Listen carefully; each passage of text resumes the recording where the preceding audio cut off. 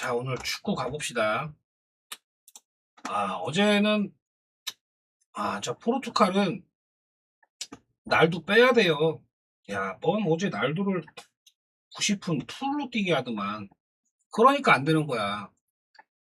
아, 아유, 뭔 해결사 역할도 못 해주는 놈이, 경기에 나와갖고, 팀의 민폐야, 민폐. 아, 그렇게 봐야 되는데, 자, 오늘, 이제 두 번째 경기를 치르게 되는 애들입니다. 두 번째 경기예요, 이제. 그러니까, 지금 우리나라랑 같은 조 있잖아요. 그러니까 이거를 생각을 하면 오늘 경기는 어찌됐든지 간에 결과를 만들어내야 되는 두 팀이에요. 그죠? 체코, 남아공. 지금 우리나라하고 뭐 멕시코하고 경기를 하게 된다라고 한다면 체코는 어찌됐든 승점을 따야 되겠죠. 남아공은 제가 볼 때 좀 어렵지 않을까라고 일단 좀 생각을 하거든요. 뭐 경기 보신 분들이면 아시겠지만 지금 남아공은 멕시코하고 경기할 때 이렇게 퇴장이 두 장이 나왔어요. 퇴장 두 장이 나왔다. 그런데 이거 퇴장 나온 게 팀에서 뭐 주전이라고 할 수 있는 주전 미드필더 두 명이 주전 미드필더 두 명이 이제 퇴장을 당한 거예요. 그죠? 그러니까 이거로 생각을 하면 오늘도 남아공은 직전 경기에 정말 그냥 최소 어찌됐든 버텨야 했던 경기였는데 뭐 멕시코 원정이기도 했고 좀 어려운 경기를 했었다라고 생각을 합니다. 그거를 생각을 한다면 오늘도 저 두 선수 퇴장당한 부분에 있어서의 좀 공백, 빈자리 저거를 조금 메꾸기가 어렵지 않을까라고 일단 좀 생각을 해요. 이거 지금 저기 같이 분석을 할게요. 멕시코하고 대한민국하고. 그러면 지금 오늘은 좀 그렇습니다. 저기 그 우리나라 체코하고 우리나라하고 경기할 때 보신 분들이면 아시겠지만 와 얘네 진짜 세트피스 뭐 이제 그거 생각하면 애들이 무섭긴 하더라고. 일단 뭐 키가 크니까 웬만하면 다 190 넘더만 2m 되는 애들도 있고. 그러니까 세트피스에서의 이 골 들어갈 가능성이 높다라고 봐야 되는 체코. 예, 높이에서의 뭐 좀 제공권 이런 거를 좀 갖고 있는 체코기 때문에 그런 부분에서 남아공이 이 체코 막아낼 수 있을까라고 하는 좀 생각이 들더라고요. 그러니까 이런 여러 가지를 봤을 때 저는 그래도 오늘 경기는 체코가 이겨야 되는 경기가 되지 않을까라고 일단 좀 생각을 해요. 그래서 이 경기는 저는 간다면 체코 쪽으로 일단 좀 보고 싶은 경기입니다. 그리고 남아공은 또 어느 순간 한순간 되면 와르르 무너질 가능성. 오늘도 퇴장이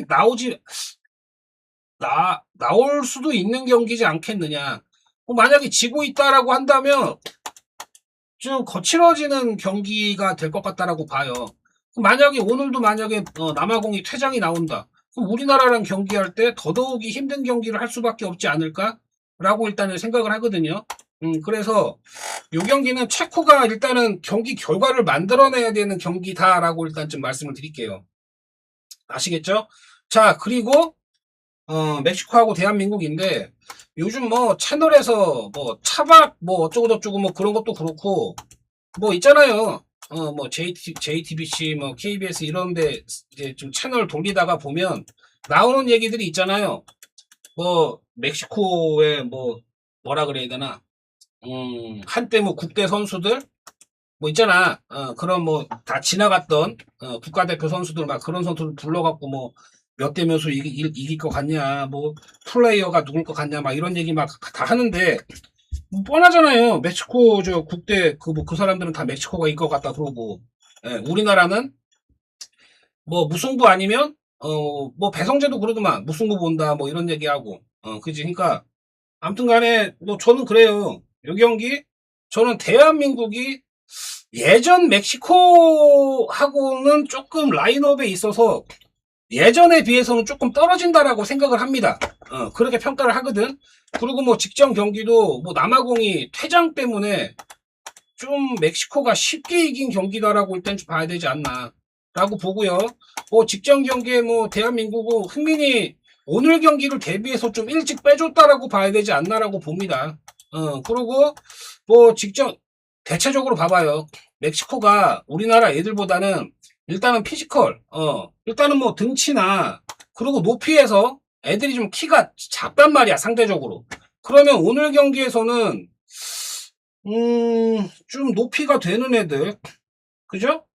그런 애들을 조금 내보내서 경기에 투입시켜서 나올 가능성 있겠다라고도 봐야 되지 않나?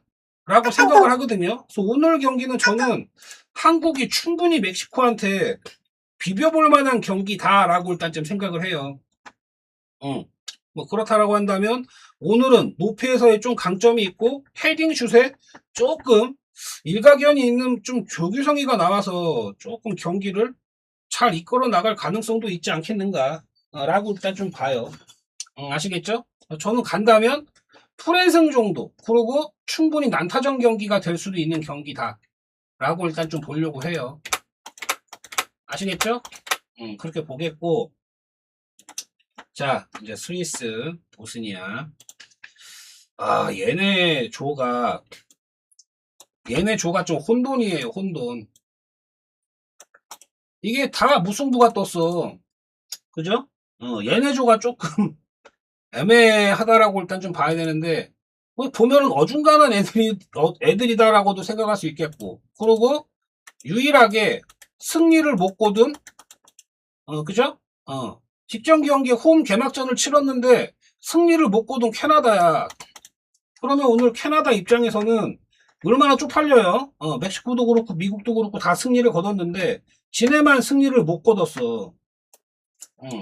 근데 뭐 이렇게 보면 캐나다 직전 경기에 보스니아 상대로 61% 점유율 가져가고 슈팅 13개를 했는데 유효 슈팅 4개. 그런데 1득을 했다.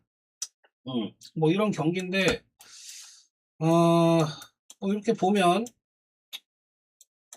경기력이 좋았다, 이제 이렇게도 볼 수 없었던 직전 경기였다라고 생각을 해요. 그러니까 좀 어중간했다라고 일단 생각을 하는데, 오늘 경기, 이 경기는 상대가 카타르 뭐 있잖아. 그러니까 보스니아도 제가 볼 때는 좀 어중간하다라고 보거든요. 어중간하다. 그래도 저는 간다면 오늘 경기만큼은 스위스가 조금 경기를 만들어야 되지 않을까? 경기 결과를 이렇게 좀 생각을 하거든요. 그러니까 뭐 전체 전력상으로 봤을 때도 그렇고, 스위스가 이렇게 보면 직전 경기도 좀 아쉬웠던 경기 결과가 있었던 게 뭐냐면 1대0으로 이기고 있다가 여기 자책골 먹은 거예요. 무하임. 보여요? 94분에 경기 다 끝날 때 돼가지고 자책골을 먹혀가지고 1대1이 뜬 거거든. 그러니까 이런 거 봤을 때 직전 경기에 스위스는 좀 운이 안 따라줬던 재수 없었던 경기였다라고 좀 생각을 하고, 뭐 카타르가 잘해서라기보다는 스위스가 뭐 자책골 때문에 무승부가 났던 직전 경기, 오늘 경기는 좀 경기 결과를 만들어내야 되는 그런 경기 결과라고 본다면 좀 요 경기 보스니아는 제가 볼 때는 좀 어중간하다라고 봅니다. 그죠? 뭐 이런 거 생각을 하면 오늘도 보스니아는 제가 볼 때는 좀 어려운 경기가 되지 않을까라고 봐요. 그랬을 때 저는 그래도 간다면 스위스가 꾸역승이라도 하지 않을까라고 일단 좀 보려고 합니다.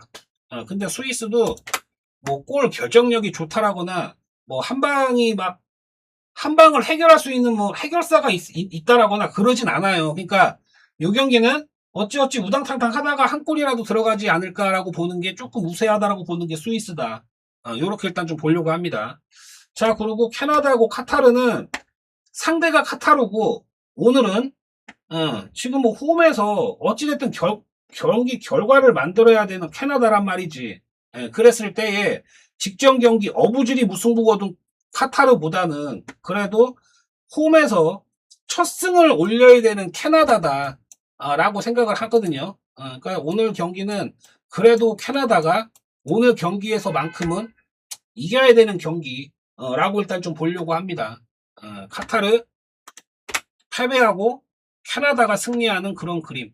이렇게 일단 보려고 합니다. 그러니까 스위스 승, 캐나다 승. 요렇게 봐야 되는 경기가 아닐까라고 일단 좀 생각을 했습니다. 점수 맞추기 한번 잘 한번 해보세요.